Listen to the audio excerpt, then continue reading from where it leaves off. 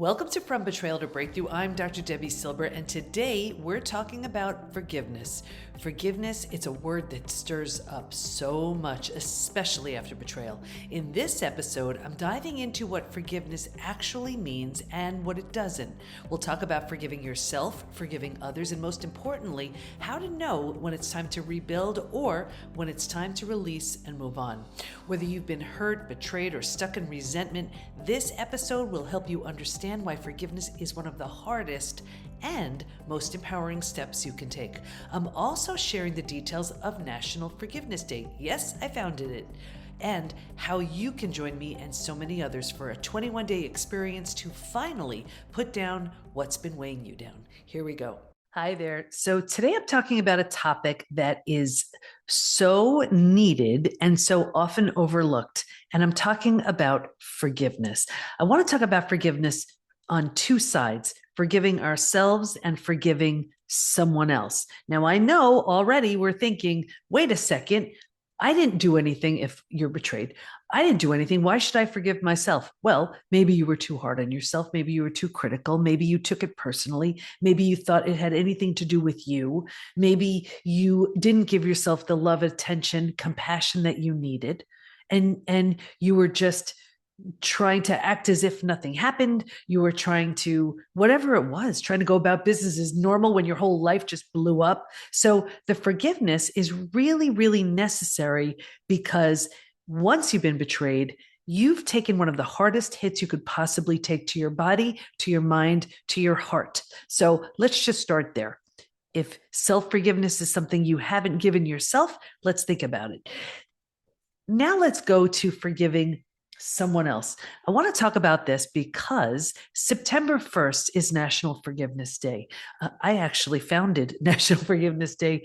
This will be our third year, September 1st. Every year on September 1st is National Forgiveness Day. And it's a day to just forgive people, forgive situations, forgive experiences that have held you back, that have kept you stuck, that have hurt you. And one of the classic things that happens with forgiveness is we think, well, if I forgive that person, then I'm setting myself up for it to happen again, or I'm weak, or I'm a sucker, or, there's something less than with me. It has nothing to do with that at all. What forgiveness is doing is releasing the power all that pain has over you, because withholding forgiveness is costing you so much in your mental and emotional and physical health. When you're withholding forgiveness, you're doing so much damage to your body, to your mind, to your heart. And I get why we do it, because especially, let's say after betrayal, we feel as if our life has been completely upended, and it has. And one of the things we control is whether or not we decide to forgive. So because this control has been taken out of our hands, we feel, well, you know what? I'm going to control this. But you're doing yourself a big disservice because it's costing you. This experience took so much from you already. You don't need it taking more from you. You want to forgive when you're ready to release the power the pain has over you. That's why we do it. It's not for the other person. It's for us. And you're not giving that person a pass. You're not weak in any way. It's actually one of the hardest things you can do.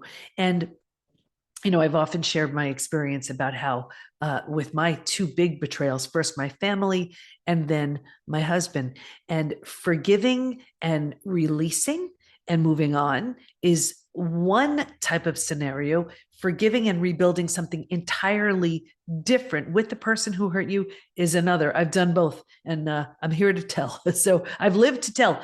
They're both excruciatingly painful experiences, because we can look at a scenario and say, why should I forgive someone who hurt me? They've done such damage. They've created so much havoc in my life. They've created this set of contributed to this set of beliefs now that have kept me feeling safe and small and stuck. And Why should I forgive that? They've caused so much damage. Again, it comes back to you because think about it. Yes, you don't have to forgive, and you're giving them, they're living rent free in your mind. You probably heard that before. And there's so much power they have over you as long as you're hanging on to that. And I'll never forget when it came to my family and really going through forgiveness, real true forgiveness. And I moved along. It wasn't an option to rebuild something new with them. You know, the 5 stages from betrayal to breakthrough. They were deeply stuck in stage 3. That was what they were. That's just who they were. Nothing was changing. So it was really for me to change and move along. And that's what I chose to do. And I'm such a family oriented person. This is why I have 4 kids. I kind of knew from a very young age, my family will be the one I create versus the one I came from. This was this sort of knowing I had even from very young. And so when it came time to forgiving my family, it wasn't a one and done. It doesn't happen like that. It happens in layers, it happens in stages, and it happens gradually over time. Forgiveness is a practice. It's not a like ta-da and there it is. No, you're doing this over and over and over again. And because sometimes you forgive, you take it back. You forgive, you take it back. And something happens and it reignites everything. And then you have to work through it again. And that's all okay. If you have to do it a million times, it's totally fine. You are doing this again to release the power the pain has over you. And an analogy that comes to mind is a way to look at it could be like this. You know, a rope. When you look at a rope, it's, let's say there's a braided rope.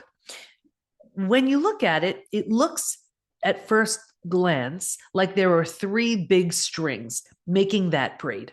But if you look closer, you'll notice that each string is made up of, let's say, 50 strings, right? So 50 strings on strand 1, 50 strings on strand 2, 50 strands on string 3. Then you take those together and that forms the braid.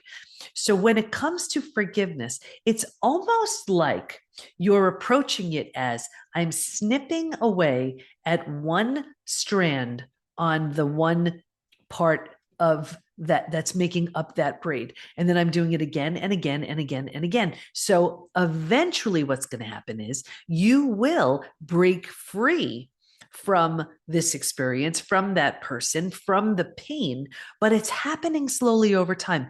But once you've done that, once you've snipped away at that piece of that string on that strand on that braid, you've severed a bit of that. And that's what you want to give yourself the credit for. That's what you're working towards. That's what you want to remind yourself of that. Yes, you're working towards it, but it's not this one and done. Now, forgiving and rebuilding, that's a whole other thing. And that's what I did with my husband. Again, as to completely transform people, we married each other. Again, new rings, new vows, new dress, and our 4 kids is our bridal party. Never in a billion years would I have done anything remotely like that if he wasn't an entirely new person, and me too. When I say me being a new person, I mean now I'm standing up for what's important to me. Now I'm not settling. Now I'm not letting things go that bother me. Now I'm not just tolerating what I shouldn't tolerate. So when I say a new me, it's one that's been deliberately and intentionally created. The new version of him was when he lost it all, me, the kids, everything. There was the greatest wake up and shake up of his life as well. So it gives, when that's the case, it gives someone an opportunity to say, what in the world? What am I doing?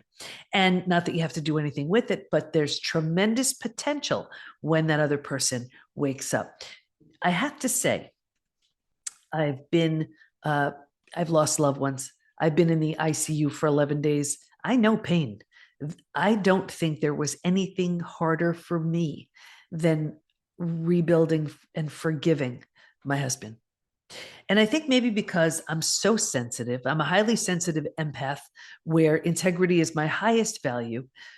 It's just not in my world. There's no place for betrayal. There's no place for being untrustworthy. There's no place for lying or being deceptive. I've lived an entire life of if it's going to hurt someone, don't do it, period. Thinking that that's how other people live. And I'm always kind of shocked and amazed that that's not the case.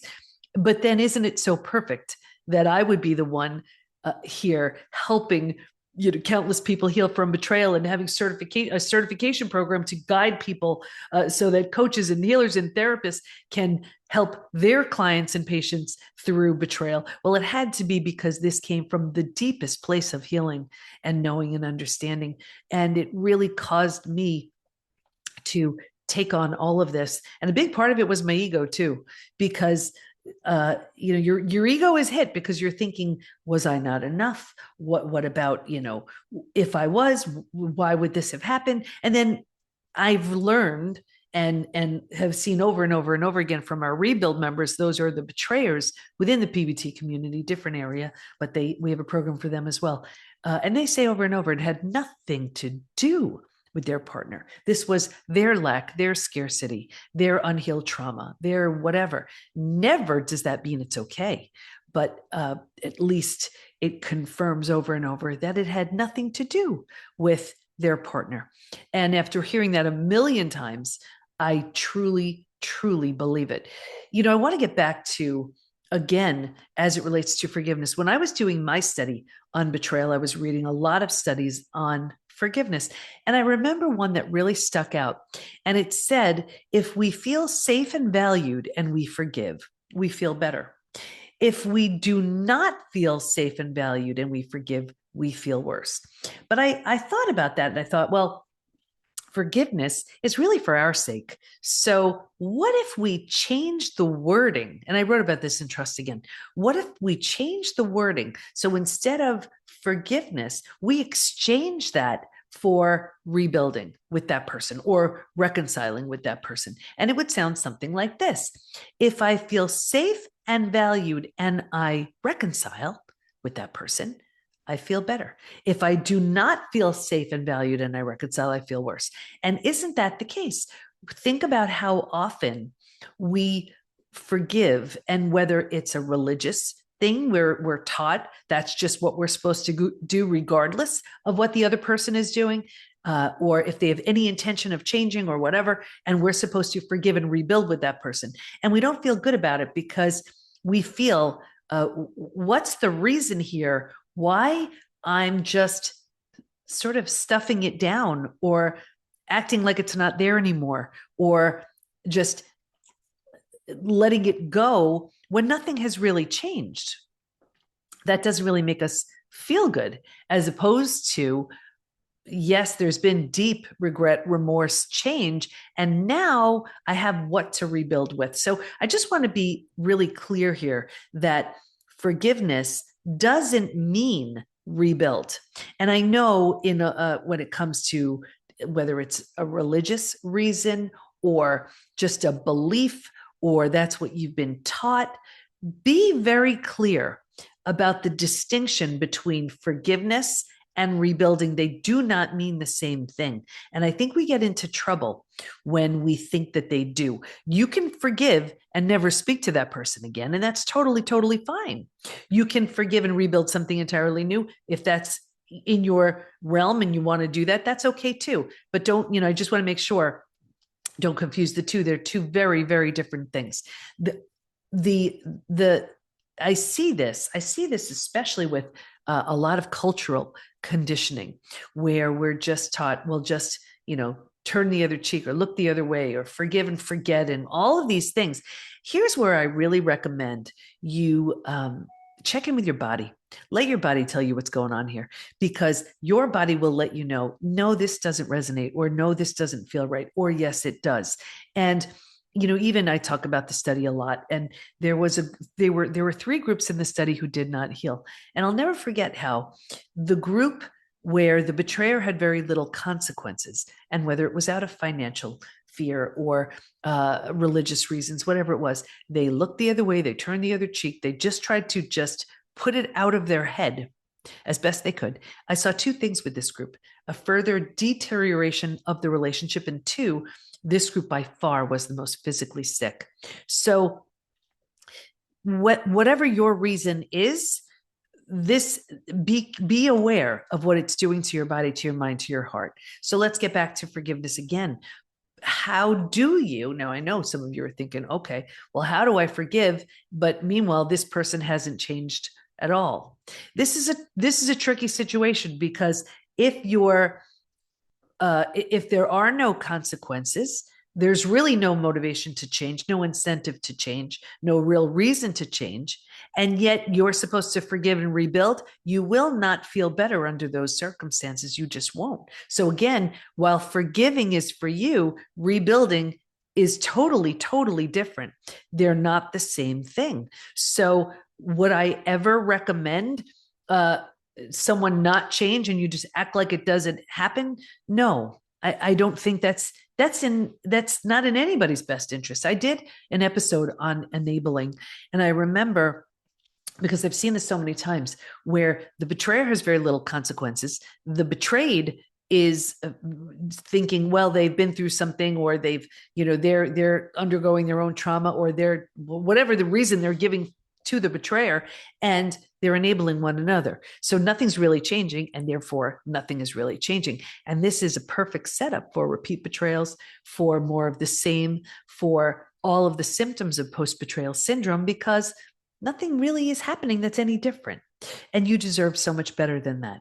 So I know I'm maybe a little bit all over the place with this, but I just want to get it so clear that forgiving has nothing in the world to do with the other person. Rebuilding does. Rebuilding does. So if you have an opportunity to rebuild, if that's what you want to do, well, to feel comfortable and safe doing that, you want to make sure that person is entirely different than they were. And you may have heard me talk about the window of willingness. That's where is it safe and in your best interest to heal and rebuild with someone or not? When you're dealing with that level 1, that level 2, then possibility is definitely there. When you're dealing with that level 3, with that level 4, well, that's kind of risky because you don't have much to work with. Let me just go over that real quick in case this way you don't have to go looking for it. The window of willingness is something that I often share, and it hits people hard, but at least you know what you're working with. And this is to know if it's safe in your best interest to heal and rebuild, heal and move on. So, for example, imagine a window, and the window is the widest open, representing the greatest possibility to heal and rebuild with someone. And then the window, you're going to feel the window getting more closed, and more closed as I go through the different levels. So, level 1, window is the widest open, representing the greatest possibility of rebuilding if you want to. And this is where someone takes 100% full and complete responsibility. They own it. They're not making any excuses. There's deep regret, remorse, apology, restitution. It may sound something like this. I am so, so sorry. I can't believe I did this to you. What in the world can I do to make it up to you? Now, it's going to take a lot more than that when it comes to betrayal, but you can see there's no excuse, there's no blame, there's full and complete responsibility. You have what to work with if you choose. Level 2, you're going to feel the window closing a bit. You know it's closing a bit when you hear the word because. Here comes an excuse. Well, I did it because blah, blah, blah. I said it because blah, blah, blah. It's still okay, but it doesn't sound nearly as good as when they took full and complete responsibility. You're going to feel the window close even more with level 3. You know it's coming when you hear the word you. Well, I did it because you. I said it because you. Don't believe this for a minute. This is classic gaslighting, where this person is throwing it on you like a bad game of hot potato. Do not accept this for a minute. Someone betraying they're making a choice. This is a decision. It has nothing to do with you. Do not accept this. And what happens is when you do, you're done. Because now you're on this path and track of, well, maybe if I didn't do this, or maybe if I did this, or maybe if I looked this way, or maybe if I said this thing, it wouldn't have happened. No, because think about it. There were things you wanted and didn't get. Did you betray? Right? Maybe you have, but many have not. So this was a choice, and a really, really bad one. So that's level 3, where it's blame. Level 4, you have very little to work with here because this person is taking zero responsibility for their actions. And you know it's coming when it sounds something like this. I don't know what you're talking about. You're crazy. You really need help. I don't even understand this. And it's like it never happened. And you're actually going through the motions, thinking you're crazy, wondering, wait a second, am I? No, you're not. No, you're not. So understand when you're dealing with that level one, full and complete responsibility, level two, making an excuse, you have what to work with if you want to. Again, you don't need to. It's completely up to you. Level three, level four, very little to work with. So as it relates to forgiveness, think about what we discussed. As it relates to forgiveness, when someone is taking full and complete responsibility and you're looking to rebuild with that person, it's easier to forgive and rebuild, right? If they're any of those levels, let's say they're a level four, that level three is usually close cousins with level four.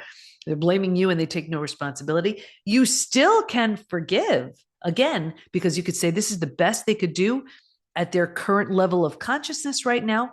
And, but from this place, I have very little to work with. I forgive them for the choices that they made, for all that they've done. I'm going to heal myself and move along. You see? So forgiveness is still a beautiful option for you because you've stopped trying to convince, you've stopped trying to force, you've stopped trying to prove. You understand this is who they are. This is what I can see clearly now. And now it's for me to heal and rebuild. And I know this sounds crazy, but I may have shared this before. This became very clear to me one day when I was looking at my dogs playing. And I watched them play and they were acting like dogs. And I said, it's interesting because I would never look at the dogs and expect them to act anything other than who they've always been. So why am I expecting, and this was my family in this case, them to act any other way than what I've always seen? That's on me, you see? So when you see what you're working with and you realize you're working with that level three, that level four, and you realize I have very little to work with here, here's where heal yourself and move along. There's very little to work with here, okay? So let's just sum all this up by talking about forgiveness again. You can forgive yourself for any type of harsh treatment you gave yourself. You weren't kind, you weren't loving, you weren't whatever to yourself. Self-forgiveness also, let's talk about it as it relates to the betrayer. Here's what I always recommend. You do every single thing in your power to right the wrong you just did. When you're stuck in your shame, you benefit no one. But once you've done everything possible to right this wrong, apologize, take full and complete responsibility, teach other people not to do what you did, whatever it is, forgive yourself. Because when you're stuck in shame, you don't help the person you hurt, you don't help anybody. So forgiving yourself then could be a very powerful step in becoming someone you're truly proud of. That's when self-forgiveness can be really powerful for you too. Now, let's say you're the person who's been on the receiving end of someone's very painful actions. Forgiveness, what are we talking about here? Forgiveness does not mean rebuilding. It means you're releasing the power that pain has over you every time you do. It's a practice. It's going to take time. You're giving yourself the gift of health, of strength, of empowerment. But it does take time. But again, you also want to look at the window of willingness. And when you're forgiving and you're dealing with, let's say, that level one and level two, you do have what to work with there, potentially.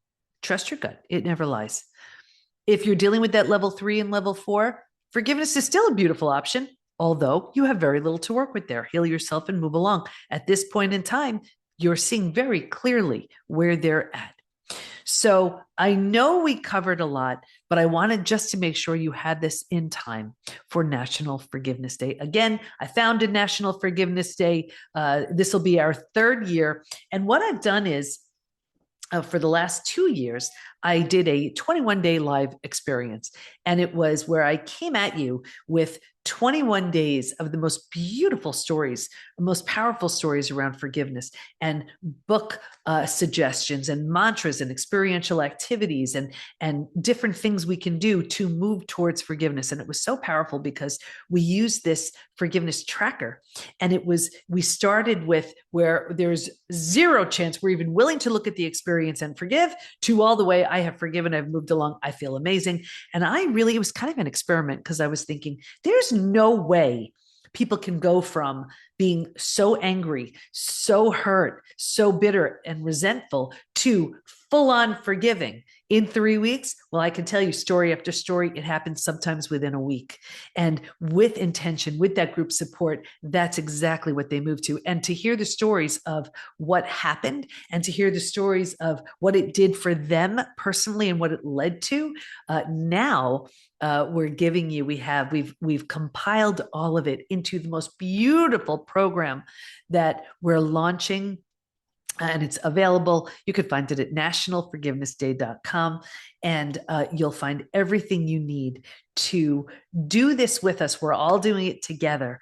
You can do it at your own pace and on your own schedule. You will have it as a program, but National Forgiveness Day is officially September 1st, and I want to make sure you have this in time so you could do the work to heal. You could do the work to forgive, whether you forgive and rebuild, forgive and move on, two totally different things.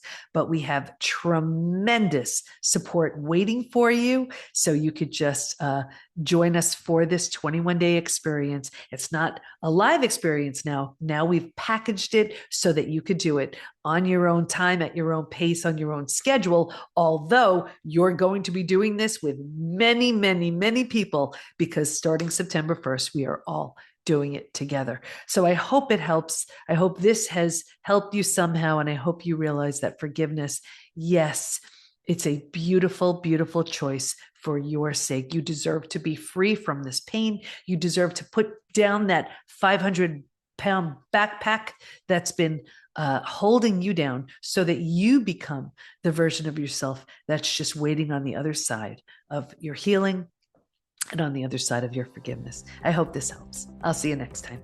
Forgiveness isn't a one-time decision. It's a practice, and it's not about letting someone off the hook. It's about releasing you from the pain that's kept you stuck. Whether you choose to forgive and rebuild or forgive and walk away, you deserve peace, you deserve healing, and you deserve to move forward without the weight of the past on your back.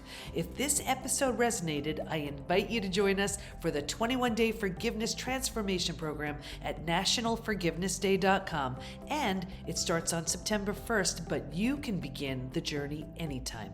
Thanks for listening. Can't wait to be with you next time, and here's to your breakthrough.